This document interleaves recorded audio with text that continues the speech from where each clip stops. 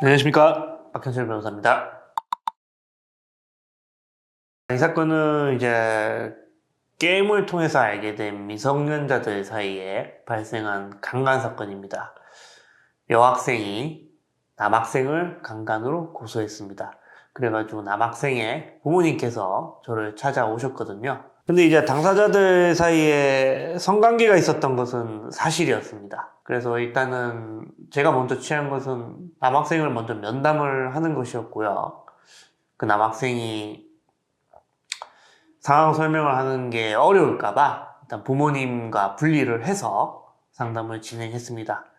그래서 남학생과의 상담을 통해서 뭐 카카오톡 대화 내역, 통화 내역, 어떤 이동할 때의 결제 내역, 밥 먹을 때 뭘로 결제했는지 어떤 결제 내역 등까지 다 점검을 하면서 당시 상황을 일기처럼 다시 만들어 갔습니다. 이 사건의 경우는 성관계가 여러 번 있었어요.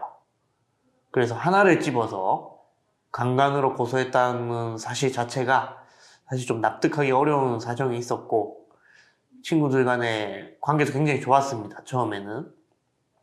근데 이 고소가 이루어진 시점이 서로 사귀다가 헤어진 직후였어요.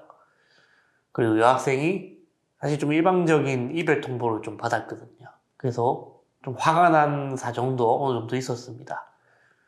그런 부분들을 반영을 해서 의뢰인의 의사를 적극적으로 수용했고, 의뢰인의 의사는 결국 억울하다, 상대방의 의사에 반하는 성관계가 절대 없었다, 오히려 상대방이 원했던 경우도 굉장히 많았다, 이런 부분들이 어느 정도 카카오톡 대화 내역에 남아 있었습니다. 서로 굉장히 좋아했던 거죠. 그래서 일종의 썸을 타다가 사귀게 됐고, 장거리 연애였어요. 그러다 보니까 금방 헤어지게 되면서 뭐 일방 당사자가 좀 불만을 가지게 된 사안이었습니다. 근데 경찰은 약간 죄가 있다는 취지로 많이 의심을 했었어요. 뭐 아무래도 둘의 나이 차이도 있고 둘 다 미성년자다 보니까 좀 어리석은 판단을 했을 수도 있지 않겠냐라는 의심을 하더라고요. 그래서 결국 검찰에 송치가 돼서 제가 검사님께 조사를 요청드렸습니다. 그래서 검찰 조사를 다시 받고 검사님한테 의심되는 사정들, 이게 왜 강간으로 인정되기 부족한지에 대해서 구두 변론을 했고요. 검사님도 말씀으로는 굉장히 의심이 된다라는 취지로 뭐 전달을 해주셨지만 결국에는 무혐의 처분으로 종결되었던 사건입니다. 미성년자들 같은 경우는 어떤 충동성이 굉장히 높죠. 어떤 성인들에 비해서 더 높고 범죄의 중대성 측면에서 더 높습니다. 그래서 수사기관에서 성인들 사건에 비해서 좀 더 엄격하고 조금 더 피해자 중심으로 흘러가는 경향이 많아요. 그래서 성인 사건들보다 피의자 입장에서는 더 불리합니다. 그런 차이점은 있어요. 그게 좀 현실적으로 그런 측면이 있습니다. 피해자 진술을 존중할 수밖에 없는 사유가 있는데, 애초에 성관계라는 게 내밀한 사적 공간에서 발생하는 것이라서 증거가 있기가 굉장히 어려워요. 그래서 피해자 진술을 존중할 수밖에 없는 사정이 있기 때문에 기본적으로는 피해자한테 유리합니다. 근데 그게 무조건 그렇다는 것은 아니고요. 피해자 진술이 직접 경험하지 않고서는 할 수 없을 정도의 구체성이 있어야 돼요. 최근에는 이런 것을 악용한 무고죄 사건도 굉장히 많기 때문에 수사기관이나 법원에서 피해자 진술의 엄격성을 굉장히 따집니다. 그래서 단순히 추행당했다, 저 사람이 날 만졌다, 강간했다, 이런 추상적이고 일반적인 진술로는 범죄가 인정되기 쉽지 않습니다. 굉장히 놀랍죠. 자녀한테 자녀가 뭐 강간을 당했니, 혹은 뭐 강간을 했니, 부모 입장에서는 부모가 해결할 수 있는 일이 아닙니다. 이런 어떻게 범죄 행위가 발생했을 때는요, 사실 부모님은 객관적으로 판단할 수가 없습니다. 자식 일이기 때문에요.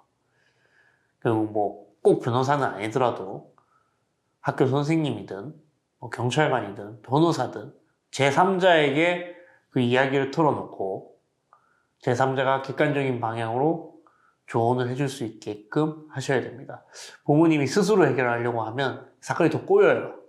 예. 거의 자신의 일과 같거든요. 그렇기 때문에 기본적으로 자녀의 말을 신뢰는 하되 부모님이 직접 어떤 대응을 하시는 것은 가급적이면 피하셔야 됩니다. 제 기준으로는 변호사를 찾는 게 우선입니다.